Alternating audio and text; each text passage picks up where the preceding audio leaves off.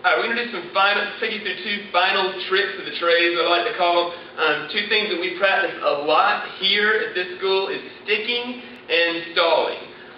Sticking is basically just a quick side kick, getting up a side kick and holding it for just 2 seconds. It does not have to be a beautiful side kick, getting your knee out and all. It is a quick, let's get it up in front of us for just a second. And basically, long story short, that is to stop a person's momentum. I like to tell my students, if the person that you're sparring against does not have the momentum of the game, then by default you do.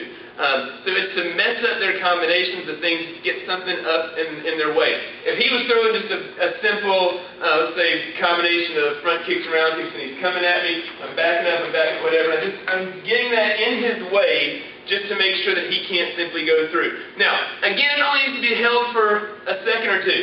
I'm not going to lift up this. He sees it, he looks at it, and then he comes walking into it. We're not going to have that person come walking into that. So, obviously, once you've got that person stopped, it has served its purpose.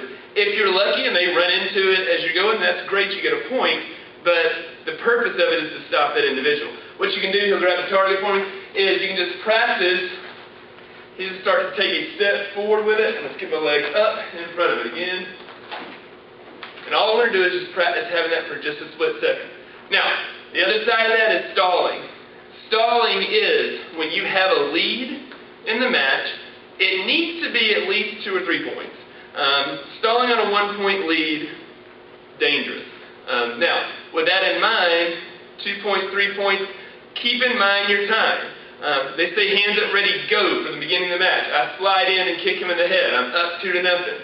Then I try to stall for 1 minute 45 seconds. My leg's going to fall off.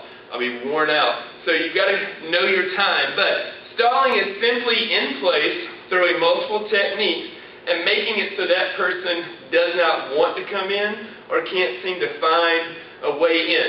You want your foot to bounce off the floor, come out, you can only throw 3. So I'm here, 1, 2, 3.